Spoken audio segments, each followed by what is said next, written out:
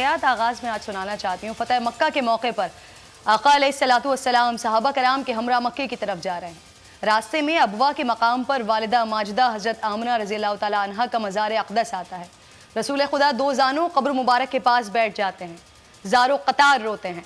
सहाबा कराम परेशान होकर आका अलैहिस्सलातु वस्सलाम से दरियाफ़्त करते हैं, आपको क्या हुआ?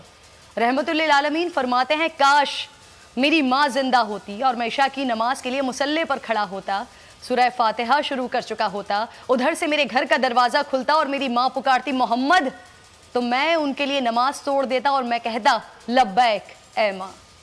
एक और वाक़या मिलता है कि दाए हलीमा को आता देखते हैं तो उन्हें सवारी से उतारने के लिए झुक जाते कि आपकी कमर मुबारक पर कदम रखकर वो नीचे तशरीफ़ ला सकें।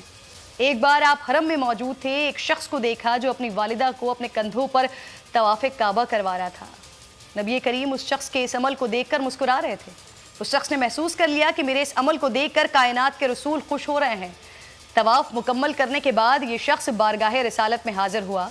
नबी करीम की खिदमत में अर्ज़ करने लगा, मेरे इस अमल को देखकर आप मुस्कुराए तो क्या मैंने अपनी वालिदा की खिदमत का हक़ अदा कर दिया?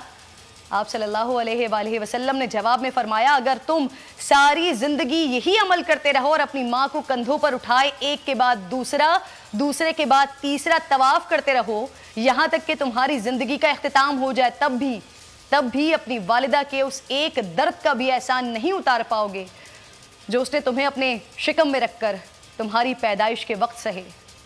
माँ वो हस्ती कि जिसकी खिदमत उवैस क़रनी बना दे। हज़रत हसन रज़ियल्लाहु ताला अन्हु इस खौफ से हज़रत फ़ातिमा रज़ियल्लाहु ताला अन्हा के साथ खाना न खाते कि ऐसा निवाला न तनावुल फरमा लें कि जिस पर उनकी माँ की नज़र पड़ जाए। माँ के कदमों तले जन्नत है, लेकिन दौरे हाजिर में वो औलादे भी हैं जो खुद अपनी जन्नत को अपने हाथों से जहन्नुम बना रही हैं। प्रोग्राम का पहला सेगमेंट। नाज़रीन, मोहसिन इंसानियत दोनों जहानों में मुसलमानों के आका व मौला हज़रत मोहम्मद मुस्तफ़ा सल्लल्लाहु अलैहि वसल्लम फरमाते हैं कि अल्लाह ने तुम पर माँ की नाफरमानी और बदसलूकी को हराम कर दिया है। माँ तो वो है कि जिसके लिए अल्लाह रब्बे जलील ने फरमाया है कि ए मूसा अब संभल कर आना, क्योंकि तुम्हारे लिए दुआ करने वाली माँ अब इस दुनिया में नहीं है। जिसके पैरों तले जन्नत है, यानी जिसे हासिल करने के लिए हज़ारों जतन, वो माँ की ठोकर में है। मगर अफसोस, जिन उंगलियों को पकड़कर हम चलना सीखते हैं उन्हें काटने में जरा नहीं हिचकिचाते। कल जो मनाजर इन आंखों ने देखे हैं वो नाकाबिले यकीन थे। एक बेटा कैसे अपनी माँ को थप्पड़ मार सकता है, कैसे अपनी माँ को लाते मार सकता है, कैसे बेरहम ने अपने ही हाथों अपनी जन्नत रौंद डाली है।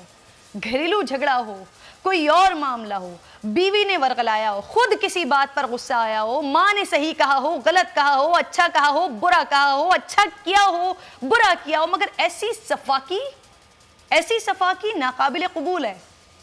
माशरे में तालीम की कमी है या घरों में हम वो माहौल नहीं दे पा रहे हैं जिससे इन मुक़द्दस रिश्तों का एहतराम हुआ करता था। खैर, अरसलान और उसकी बीवी ने क़ब्ल गिरफ्तारी ज़मानत करवा ली है, मंजर आम पर भी आए हैं। अरसलान साहब ये कहते हैं कि वो अपने किए पर शर्मिंदा हैं, मगर उसकी बीवी ने इल्ज़ाम लगाया कि उसकी सास ने उसके शौहर को खुद मारने पर उकसाया है।